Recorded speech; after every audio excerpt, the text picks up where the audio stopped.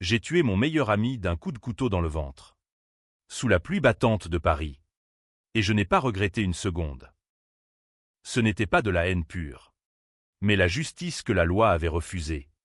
Une lame froide pour effacer les mensonges qu'il avait gravés dans ma vie. Et pourtant, en le voyant s'effondrer sur le trottoir mouillé de la rue de Rivoli, le sang se mêlant aux flaques comme un vin rouge versé dans la Seine, j'ai compris que la vengeance n'efface rien. Elle ne fait qu'illuminer les ombres que l'on porte en soi depuis toujours. Paris, cette ville des Lumières qui cache tant d'obscurité, m'avait toujours semblé être un théâtre où les masques tombent au gré des caprices du destin. J'étais Pierre Laurent, 45 ans, associé principal d'un cabinet d'avocats renommé dans le quartier des affaires de la Défense. Mon nom ornait la plaque de laiton poli sur la porte du bureau au 20e étage, avec une vue imprenable sur l'Arc de Triomphe qui se dressait comme un triomphe moqueur au loin. J'avais gravi les échelons à la force du poignet. Orphelin d'un père maçon et d'une mère couturière dans les faubourgs de Belleville, pour devenir l'homme qui défendait les puissants contre les ombres de la loi.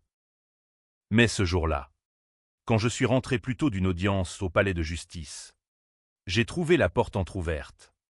Et avec elle, le gouffre de la trahison. Jacques Moreau, mon meilleur ami depuis nos années d'études à la Sorbonne, était assis à mon bureau, entouré de dossiers que je reconnaissais à peine. Ses mains fines et manucurées qui avaient serré la mienne lors de notre premier verdict gagné ensemble, fouillaient dans mes tiroirs comme un voleur dans la nuit. Il n'a pas sursauté quand je suis entré, il s'est contenté de lever les yeux. Un sourire en coin. Ce sourire carnassier qu'il réservait aux témoins récalcitrants. Pierre, mon vieux, assieds-toi. On a un problème. Sa voix était calme. Trop calme. Comme le silence avant la tempête qui fait rage sur la tour Eiffel. Le problème, comme il l'appelait, était un scandale financier qui menaçait d'engloutir notre cabinet. Des détournements de fonds pour un client influent. Un magnate de l'immobilier nommé Henri Duval, dont les immeubles haussmanniens abritaient les secrets les plus sales de la capitale. J'avais toujours su que Jacques fricotait dans l'ombre. Mais j'avais fermé les yeux. Pas par naïveté. Non, par loyauté. Il y a 10 ans, lors d'une affaire de blanchiment à Marseille, j'avais pris les coups pour lui. J'avais plaidé coupable d'une broutille. Endossé la faute mineure pour qu'il s'en sorte indemne. Parce qu'il était le frère que je n'avais jamais eu. La famille. Pierre. C'est plus fort que la loi. M'avait-il dit alors, en m'offrant un cigare cubain sur les quais de la Garonne. J'avais cru en cette famille forgée dans le feu des plaidoiries et des nuits blanches. Mais ce soir-là, dans la lueur froide des néons de la Défense, il m'a tendu un dossier. Des faux. Des transferts occultes. Et mon nom apposé en bas de chaque page comme un sceau de damnation. C'est toi qui as signé. Pierre. Les auditeurs l'ont découvert ce matin. Son ton était presque compatissant. Mais ses yeux brillaient d'une lueur que je n'avais jamais vue, la cupidité pure. Celle qui fait de Paris une arène où les amis se transforment en gladiateurs. J'ai feuilleté les documents. Le cœur battant comme un tambour de la garde républicaine. C'étaient mes paraphes.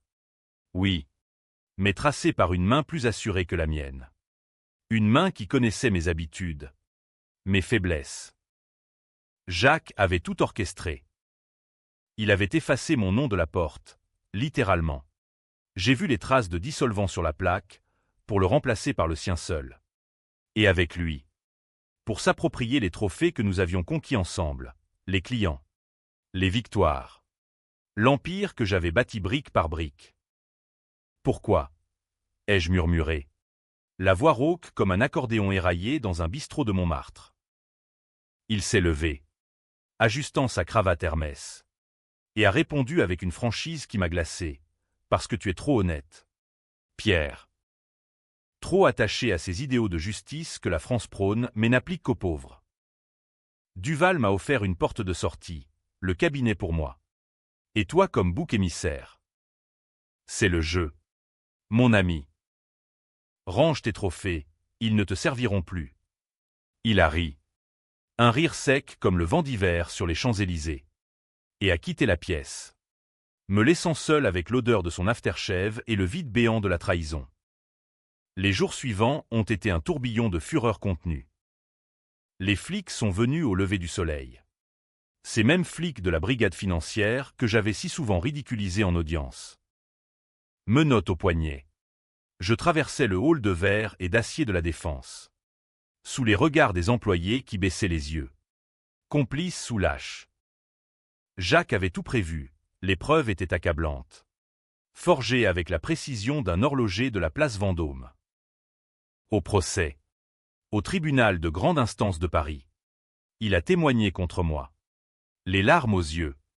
Jurant que j'avais sombré dans la corruption pour protéger la famille. Le juge. Un vieux renard aux moustaches grisonnantes. A hoché la tête. Et le marteau a claqué comme une guillotine. 5 ans de prison ferme. Avec sursis pour bonne conduite, une miséricorde qui sonnait comme une insulte. Dans ma cellule de la maison d'arrêt de Fresnes. Entouré d'odeurs de sueur et de désespoir. J'ai ruminé. Fresnes. Ce purgatoire aux portes de Paris. Où les rêves des ambitieux pourrissent comme des croissants oubliés. J'ai lu Voltaire en cachette. Ses pamphlets sur la tolérance qui me narguaient. Et Balzac. Ses illusions perdues qui reflétaient ma chute. Mais la littérature ne suffisait pas. La vengeance bouillonnait en moi comme un cassoulet trop mijoté. Jacques. Ce serpent. Avait non seulement pris mon nom, mais aussi ma fiancée. Élise. Une galeriste aux yeux verts comme la Loire en crue. Elle m'avait visité une fois. Les mains tremblantes sur la vitre du parloir. Murmurant, il m'a dit que tu étais perdu. Pierre.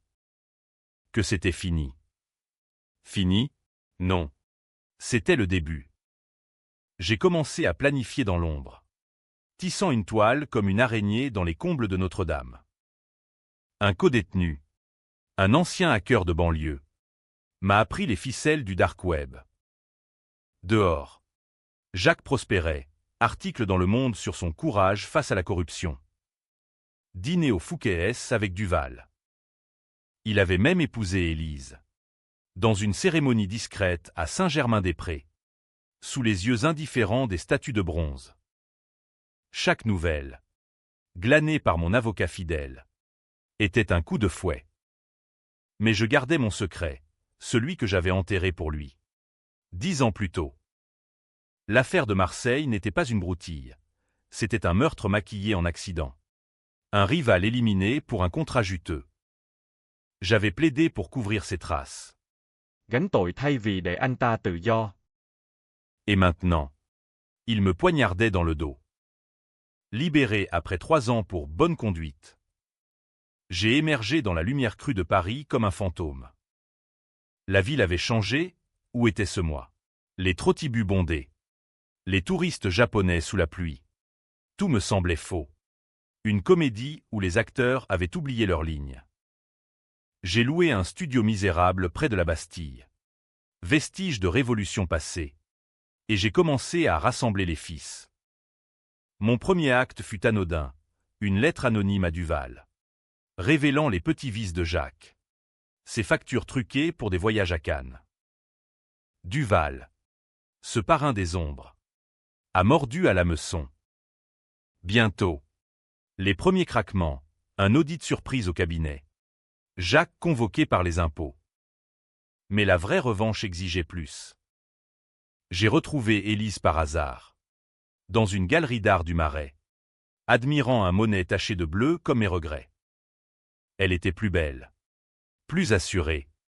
Un diamant poli par le temps. Pierre, a-t-elle soufflé. Les yeux écarquillés. Nous avons parlé des heures. Dans un café enfumé de la rue des Rosiers. Où l'odeur de falafel se mêlait à nos confessions. Elle avoua, Jacques l'avait manipulée. Promis la lune. Mais ces nuits étaient hantées par mon souvenir. Il change. Pierre. Il boit. Il ment. Et moi. Je regrette. Ce soir-là. Dans l'ombre de mon studio. Nos corps se sont retrouvés. Un feu de paille qui ravivait les cendres. Mais l'amour, en France, est un poison lent, il m'a donné la clé pour frapper plus fort. Jacques a commencé à sentir le vent tourner. Un appel anonyme. Ma voix déformée par un logiciel. Range tes trophées. Jacques. Ils ne t'appartiennent pas. Il a ri au téléphone. Mais je sentais la peur. Cette peur qui fait trembler les mains des puissants comme des feuilles d'automne sur les Tuileries. J'ai infiltré son cercle. Sous un faux nom. Un consultant pour Duval. Les dîners devinrent des champs de mine, un mot glissé. Un regard complice avec Élise qui le rongeait. Il lorgnait sur elle comme un loup affamé. Mais elle glissait déjà hors de sa portée. Vers moi. Vers la vérité. Pourtant, au fond de moi, une ombre persistait. Le secret de Marseille, et si je le révélais? Ne risquais-je pas de sombrer avec lui? La loi française, cette grande absente, ne pardonne pas les complices. Mais la vengeance, elle, est une maîtresse jalouse, elle ne tolère pas les demi-mesures. Et alors que l'hiver enveloppait Paris d'un manteau de givre, j'ai décidé, il paierait tout. Tout. Les mois suivants furent une danse macabre. Un tango sombre sur les pavés glissants de la Seine. J'avais repris contact avec d'anciens clients. Ces ombres grises que j'avais défendues jadis. Un syndicaliste noirci par les affaires. Une veuve d'un scandale immobilier. Il me devait des faveurs. Et Paris. Ville de dettes invisibles. C'est comment les recouvrer. Mon premier coup porta sur les finances de Jacques. Grâce au hacker de Fresnes, j'ai piraté ses comptes offshore. Ses nids d'aigle aux Caïmans où il planquait les fruits de sa trahison. Pas un sous-volé, non. Juste une trace. Une piste semée pour les limiers de Tracfin. L'unité anti-blanchiment qui rôde comme un chat dans les ruelles de Belleville. La panique l'a gagné vite. J'ai vu les photos volées, lui, hagard dans son bureau. Les yeux injectés de sang. Avalant des pilules comme des hosties dans une cathédrale déserte. Élise m'en parlait lors de nos rendez-vous clandestins. Dans des hôtels discrets du quartier latin. Où les murs épais étouffaient nos murmures. Il hurle dans son sommeil. Pierre. Il parle de toi. De Marseille. Mon cœur s'est serré, Marseille. Ce fantôme qui nous liait encore. Je lui ai tout raconté. Un soir d'orage. Alors que la foudre zébrait le ciel au-dessus du Panthéon. Ses larmes, chaudes comme le vin de Bourgogne, ont coulé sur ma poitrine. Tu as porté ça pour lui, mon Dieu. Pierre, tu es un saint ou un fou? Ni l'un ni l'autre. Ma chère, juste un homme brisé qui apprenait à reconstruire avec des éclats de verre. Jacques contre-attaqua, comme je l'avais prévu. Il engagea un privé. Un ex-flic aux méthodes dignes des polars de Simon. Pour me traquer. L'homme me fila pendant des jours. Café du matin sur le boulevard Saint-Michel. Balade le long du canal Saint-Martin. Où les péniches rouillées portaient mes pensées sombres. Je le semais facilement. Fresnes m'avait appris la paranoïa. Cette seconde peau des condamnés. Mais il trouva mon studio. Et un matin, une enveloppe glissée sous la porte, des photos d'Élise et moi. Enlacés dans la lumière tamisée d'un restaurant du Marais. Laisse tomber. Laurent. Où elle paie. La menace était claire. Crue comme un coup de surin dans une brasserie bondée. Je n'ai pas cédé, j'ai accéléré. Duval. Ce colosse au cigare éternel. Fut mon levier suivant. Je l'approchai lors d'une réception au Crillon. Vêtu d'un smoking emprunté. Le menton haut comme un duc de Saint-Simon. Monsieur Duval. Votre associé Moreau cache des squelettes. Et l'un d'eux pourrait vous enterrer avec lui. Je lui glissai une clé USB, enregistrement falsifié. Mais crédible. Montrant Jacques négociant un pot de vin pour un projet à la Villette. Duval. Avec son accent du sud-ouest rugueux comme un Armagnac millésimé. Me fixa longuement. Et toi, Laurent, qu'est-ce que tu veux? La vérité. aurais-je dû dire. Au lieu de ça, justice. Il rit. Un rire qui fit trembler les lustres en cristal. En France, la justice se paie en or, pas en mots. Bientôt, les fissures s'élargirent. Le cabinet trembla, clients qui fuyaient comme des rats d'un navire coulant. Article dans le Figaro sur les ombres du barreau parisien. Jacques me confronta enfin, dans un bar à absinthe du faubourg Saint-Honoré. L'air d'un dandy déchu. C'est toi, n'est-ce pas? Ces fuites. Ces nuits blanches. Tu ne peux pas me détruire sans te détruire toi-même. Ces yeux que j'avais crus francs lors de nos virées étudiantes à la closerie des Lilas, brillaient de terreur. Je sirotais mon pastis, la douceur anisée masquant l'amertume. Tu t'es déjà chargé de ça, Jacques. Le jour où tu as effacé mon nom. Il blêmit.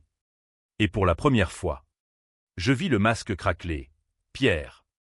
Écoute. Marseille. C'était une erreur. J'ai paniqué. Mais toi, tu as accepté. Tu étais complice. Complice. Le mot me frappa comme une gifle. Oui, je l'avais été.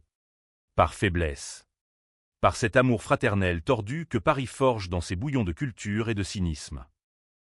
Mais la complicité n'excuse pas la trahison. Erreur, répétai-je. La voix basse comme un murmure dans la crypte de Saint-Sulpice. Tu as tué pour un contrat. Et j'ai menti pour te sauver. Et en échange, tu m'as vendu au loup. Il tendit la main. Suppliant, on peut tout arranger. Élise. Le cabinet. Reviens. Revenir? Dans quel enfer? Je me levai, laissant un pourboire généreux sur le zinc, et partis dans la nuit, le cœur gonflé d'une rage qui appelait le sang. Élise, de son côté, choisit. Un soir, elle quitta notre appartement haussmannien, laissant une lettre parfumée à la lavande. Je ne peux plus vivre dans le mensonge. Pardonne-moi, Jacques. Je vais vers la lumière. La lumière. C'était moi, tapi dans l'ombre. Mais Jacques, acculé, vira de bord comme un politique en campagne. Il alla voir la police. Non pour moi, mais pour Duval, un deal pour sauver sa peau. En balançant le magnate. Les journaux s'emballèrent, trahison au sommet, l'avocat dénonce son client. Ironie cruelle, l'homme qui m'avait trahi devenait le héros whistleblower. Paris applaudit. Cette ville qui adore les rebondissements comme un bon polar de le maître. Je vis l'opportunité. Avec l'aide de mon réseau souterrain, je plantai une graine, un témoignage anonyme liant Jacques au meurtre de Marseille. Celui que j'avais couvert. Pas de preuves solides. Juste assez pour semer le doute. La brigade des homicides rouvrit le dossier. Et bientôt, les nuits de Jacques devinrent des veilles hantées par des coups à la porte. Il m'appela. Ivre. À 3 heures du matin. Pierre. Arrête ça. C'est du suicide pour nous deux. Suicide? Non. Renaissance. Mais au fond, une voix murmurait. Et si je détruisais non seulement lui, mais l'innocence que j'avais perdue avec lui? La tension montait. UAM comme un brouillard sur la Loire. Élise et moi nous installâmes dans un petit appartement à Passy, loin des regards, où nous rêvions d'un futur sans chaîne. Pourtant, les cauchemars venaient, le couteau de Marseille. Le sang sur mes mains, non. Sur les siennes. Mais que valait la différence? Jacques, sentant la nasse se refermer, tenta le coup bas ultime. Il contacta ma mère. Cette vieille dame aux mains usées par l'aiguille, vivant encore dans son HLM de Belleville. Dites à votre fils d'arrêter, ou il finira au fond de la Seine. Ma mère, avec sa foi catholique inébranlable, me téléphona. La voix brisée. Pierre. Mon fils. La vengeance est un poison. Rappelle-toi le sermon sur la montagne. Mais sur la montagne de Paris. Il n'y a que des tours de béton et des ambitions voraces. Je décidai d'accélérer. Une rencontre était inévitable. Je l'attirai dans un entrepôt abandonné près de Bercy, sous prétexte d'un règlement final. La nuit était lourde, imprégnée d'humidité comme un vin moisi. Il arrive à Séoul. Silhouette voûtée dans son trench Burberry S. Les yeux fous. Qu'est-ce que tu veux? Pierre? L'argent? Le cabinet? Je sortis le dossier Marseille. Jauni par les ans. La vérité. Et la fin. Il s'effondra à genoux, pleurant comme un enfant sous la pluie. Je t'ai aimé comme un frère. C'était la peur. Duval qui menaçait. Pardonne-moi. Pardon? En France. Le pardon est pour les confesseurs, pas pour les traîtres. Pourtant, mon bras trembla quand je sortis le couteau, pas celui de l'imaginaire, mais un vrai, aiguisé comme la justice que j'invoquais. La lame scintilla sous la lune pâle. Et pour un instant, Paris sembla retenir son souffle.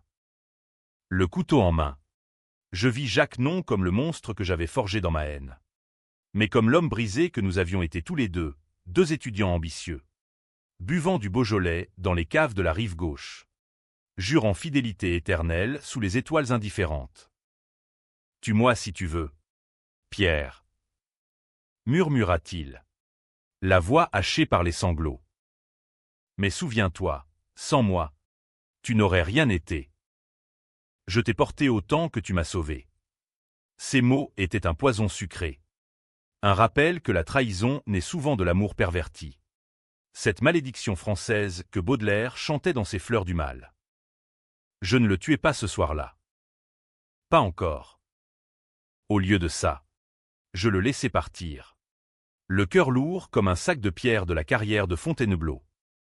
Va, Jacques. Mais la fin arrive. Il s'enfuit dans l'ombre des entrepôts.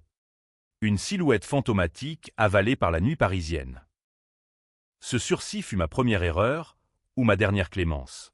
Le lendemain, les journaux titraient sur l'arrestation de Duval. Jacques avait passé un deal complet, livrant des noms, des comptes, en échange d'une immunité partielle.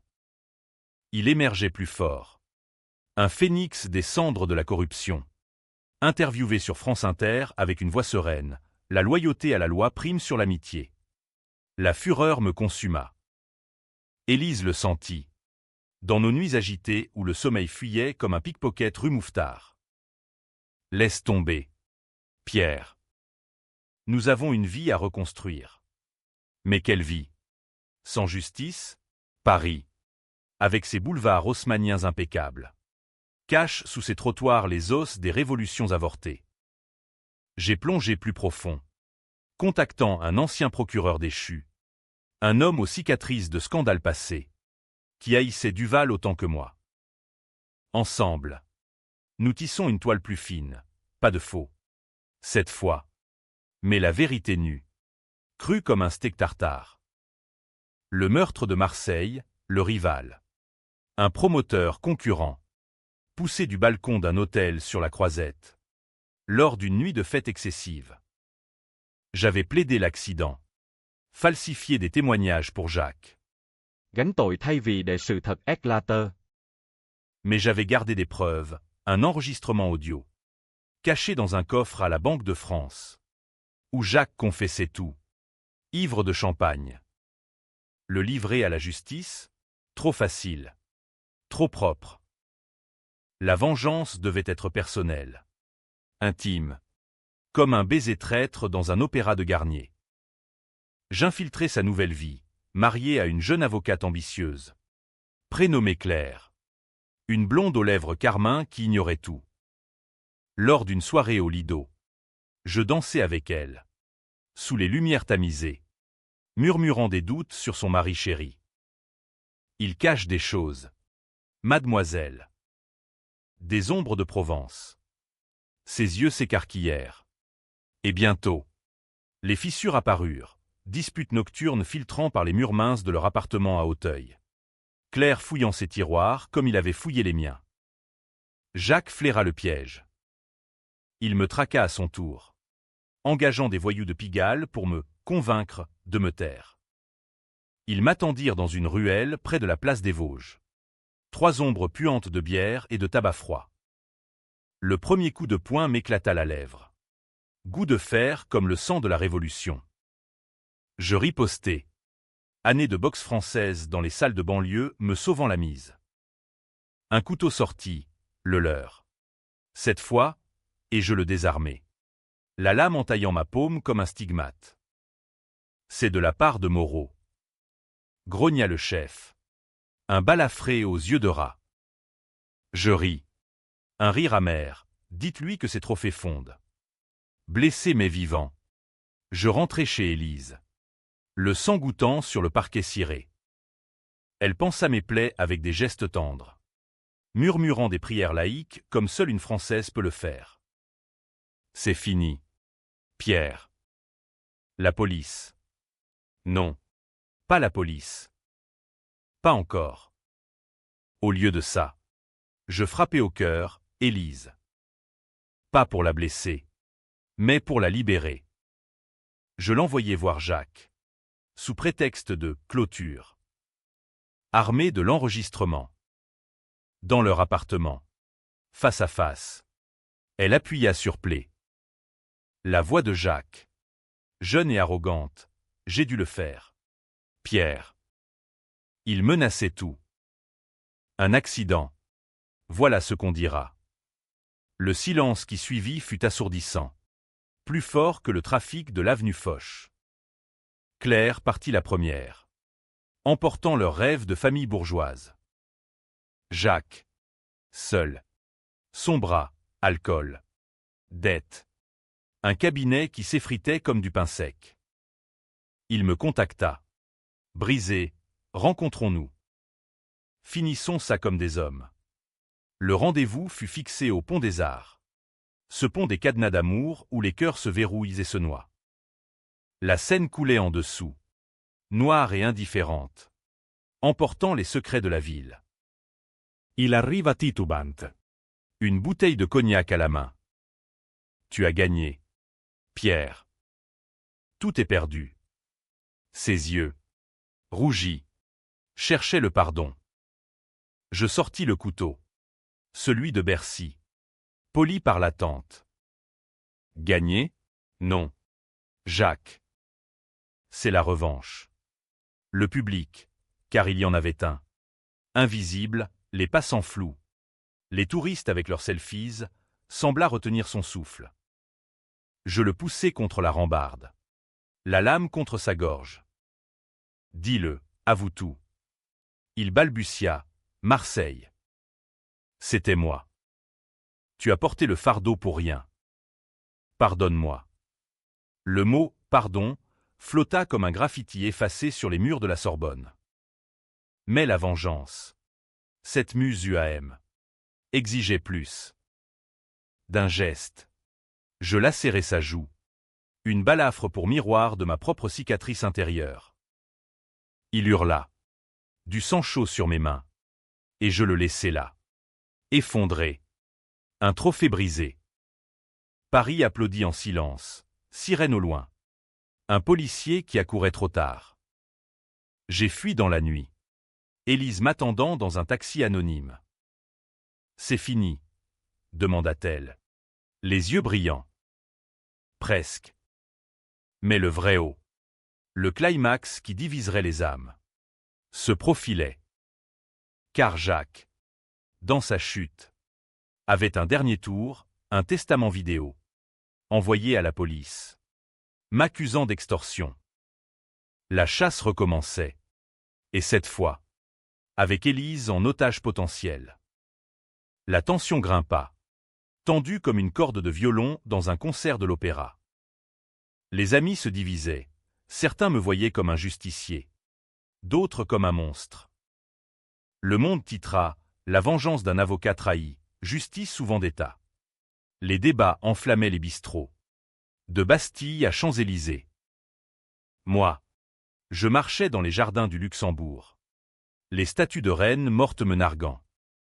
Étais-je le héros ou le bourreau? La réponse, amère, se cachait dans le twist à venir.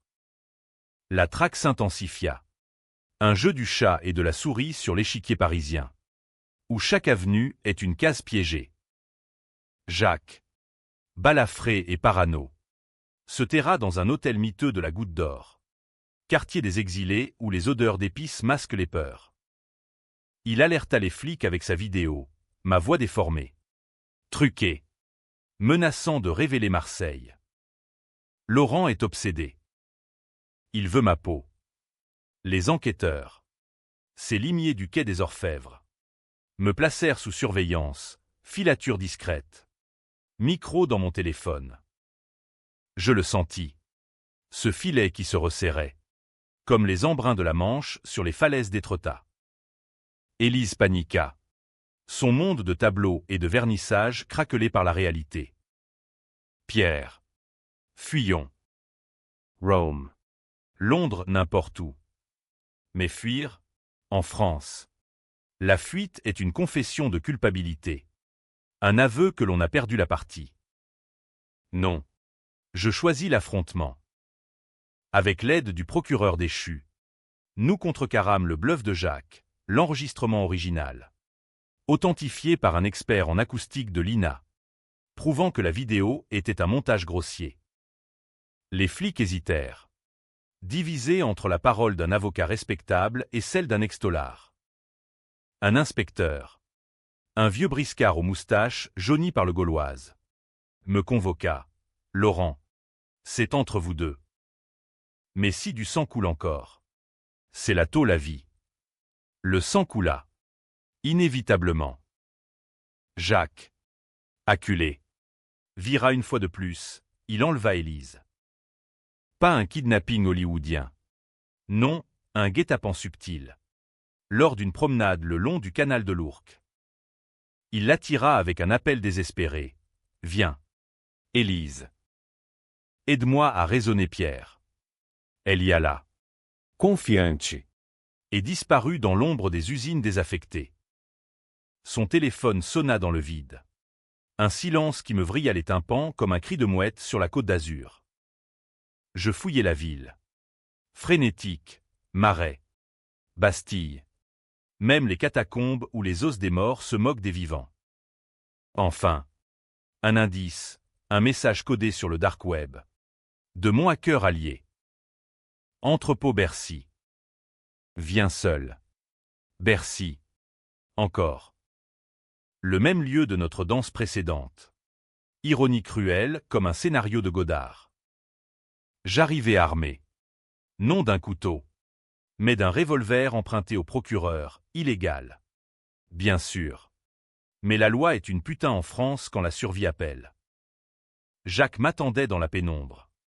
Élise ligotée à une chaise rouillée. Un bâillon sur la bouche. Ses yeux verts, terrorisés, me suppliaient. Pierre. Tu es là. Jacques ricana. Un éclat de folie dans la voix. Finissons en. Tue-moi. Et libère-la. Ou je tire le premier. Il brandit un pistolet. Tremblant. L'index sur la détente. Le climax se cristallisa. Moi. Le vengeur. Lui. Le traître. Elle. Le pion dans notre échiquier tordu. Pourquoi elle? Demandai-je. La voix éraillée comme un vinyle rayé. Il s'approcha. L'arme pointée sur son front.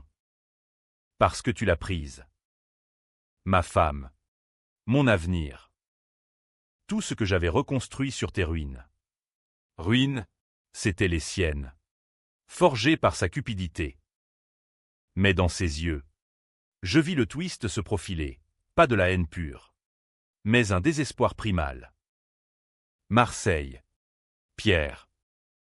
Ce n'était pas pour un contrat. C'était pour toi. Quoi? Il continua. Les mots tombant comme des gouttes de pluie sur un toit de zinc. Le rival. Il savait pour ton père. Un accident de chantier qu'il avait couvert. Mais il menaçait de tout révéler. Tu aurais été ruiné avant même de commencer. Je l'ai tué pour te protéger. Le monde bascula. Mon père, ce maçon anonyme écrasé par une poutre mal fixée, avait été un meurtre maquillé en négligence. J'avais toujours cru à l'accident. Pleuré sur sa tombe au Père-Lachaise sans soupçonner. Jacques, mon sauveur tordu, avait porté ce fardeau pour moi, comme j'avais porté le sien. Tôi gánh tội thay. Non, c'est moi qui l'ai fait. Et quand tu as couvert Marseille, c'était ton tour. Mais la trahison, Duval m'a forcé. Il savait tout. Élise gémit, les liens mordant sa peau pâle. Le revolver dans ma main pesait comme le dôme du Sacré-Cœur. Le choix fut déchirant. Controversé, tirer ou pardonner. Les lecteurs de cette histoire, si elle en avait, se diviseraient, un pour la miséricorde, un pour le sang. Je vis Élise. L'amour retrouvé, Jacques. Le frère maudit. La tension culmina. L'air chargé d'électricité comme avant un orage sur Versailles. Lâche ton arme. Ordonnai-je. Il hésita. Les larmes coulant. Puis, dans un geste fou, il tourna le canon vers lui-même. Non, hurlai-je, bondissant. Le coup partit. Un éclat de tonnerre dans l'entrepôt vide. La balle le frappa à l'épaule, le faisant choir. Élise hurla à travers le bâillon. J'ai désarmé. Libéré. Embrassé, mais le mal était fait. Jacques gisait, saignant, murmurant, « Père.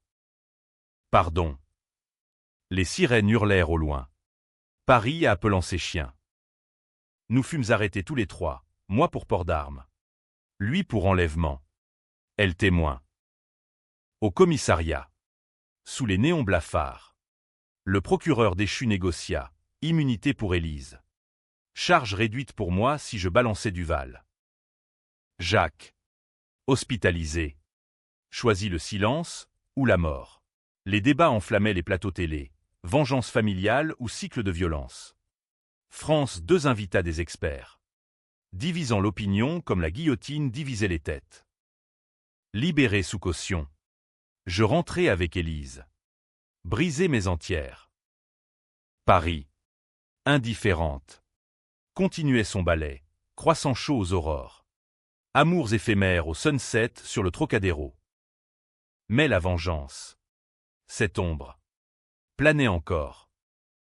Le vrai climax n'était pas le sang versé. Mais la révélation. J'avais tué mon père indirectement? Non. Jacques l'avait fait pour moi. Le pardon devint impossible. La haine un miroir brisé. Les suites judiciaires furent un labyrinthe. Un minotaure de paperasse et de plaidoirie qui aurait fait pâlir Maître Badinter. Jacques survécut à sa blessure. Mais l'infection, physique et morale, le rongea. Assigné à résidence dans son appartement d'Auteuil. Sous bracelet électronique qui clignotait comme un œil accusateur. Il devint un fantôme de lui-même, maigre, hallucinatoire, hanté par les spectres de Marseille et du père. Duval tomba enfin, arrêté dans une rafle spectaculaire au cœur de la Défense. Ses empires immobiliers s'effondrant comme des châteaux de cartes sous le vent de la place de la Concorde. Le monde titra, l'empire Duval s'écroule, l'avocat Moreau. Clé du scandale. Ironie suprême, Jacques, le traître, passait pour le héros. Moi, Pierre Laurent, je repris du service. Mais changé. Un nouveau cabinet, modeste, près de la Contrescarpe, où je défendais les petites gens, immigrés, syndicalistes, ceux que la loi française décrase sous son talon aiguille. Élise et moi nous mariâmes en secret. Une cérémonie civile à la mairie du VE arrondissement. Sans témoin hormis un chat errant sur les marches. Pour un nouveau chapitre. Murmura-t-elle. Son alliance scintillant comme un espoir fragile. Mais les nuits étaient peuplées de rêves, le couteau, le sang, le visage de mon père tel que je l'imaginais. Buriné par le labeur. Me fixant depuis sa tombe anonyme. Le twist final surgit comme un coup de théâtre dans une pièce de Molière. Amer et disputé. Jacques, depuis son exil domestique, m'envoya une lettre, pas par courrier, mais par un avocat intermédiaire. Anonyme. Dedans, non des excuses, mais une confession complète, enregistrement. Documents. Preuve que le meurtre du père n'était pas pour me protéger, mais pour un règlement de compte personnel. Mon père avait découvert les fraudes de Jacques, alors jeune promoteur en herbe, et menacé de tout révéler. Je l'ai tué, Pierre. Et ton sacrifice à Marseille n'était qu'une dette que je te faisais payer. Pire, Élise savait. Pas tout, mais assez. Lors de nos retrouvailles, elle avait glissé à Jacques des indices sur mes plans. Par peur, par manipulation. Pour nous sauver tous. Avait-elle pleuré quand je la confrontais? Dans notre appartement où les toiles de Monet pâlies semblaient se moquer. Le choc fut viscéral. Un uppercut dans l'âme. Élise, ma lumière, ma revanche incarnée, était une traîtresse de seconde main. Je voulais arrêter le cycle. Pierre, ton obsession nous tuait tous. Ces mots, sincères dans leur horreur, me glacèrent plus que n'importe quel hiver normand. Paris, témoin éternel, bruissait de rumeurs, divorce imminent, duel moral entre amour et vérité. Les amis, ceux qui restaient, se divisaient. Elle a eu raison. Il était fou, contre il mérite la paix. Après tout. Même ma mère, depuis Belleville, murmura au téléphone, le pardon. Mon fils. Est la seule victoire. Je choisis le pardon ou l'illusion. Non. Là bi kịch. Un soir de printemps, sous les cerisiers en fleurs du square René Viviani, le plus vieux arbre de Paris, je confrontai Jacques une dernière fois. Libéré conditionnellement, il boitillait, un épouvantail en costume froissé. Finissons, frère. Pas de lame. Cette fois, juste des mots, aiguisés comme des guillotines. Il avoua tout. Larmes aux yeux, j'ai tout gâché. Pour l'ambition, ce démon français. Je lui pardonnai. Non par sainteté, mais par fatigue, la vengeance avait vidé mon âme comme un verre de pastis sec. Élise partit, emportant nos rêves brisés vers une galerie à Lyon. Laissant une lettre, je t'aimais vraiment. Mais la vérité nous sépare. Seul, dans la ville des amours impossibles. Jacques se suicida 2 mois plus tard. Une overdose discrète dans sa baignoire. Un mot, ranger mes trophées. Pierre, pardonne. Le scandale éclata posthume. Révélant tout, meurtre. Trahison. Un cycle infernal qui fit les choux gras des tabloïds. Paris débattit, héros tragique ou monstre. La justice. Lente. Me blanchit autodéfense. Complicité forcée, mais le vrai verdict était interne. J'avais gagné la liberté. Perdu l'innocence. Aujourd'hui, je marche seul le long de la Seine. Les ponts portant les cadenas des autres. La vengeance, un trophée empoisonné. Brillant mais faux. Et si je recommençais? Peut-être. Car en France, l'âme humaine est un roman inachevé. UAM est controversé. Où la fin n'est jamais heureuse. Mais toujours disputée. Range tes trophées. Paris. Les miens sont poussière.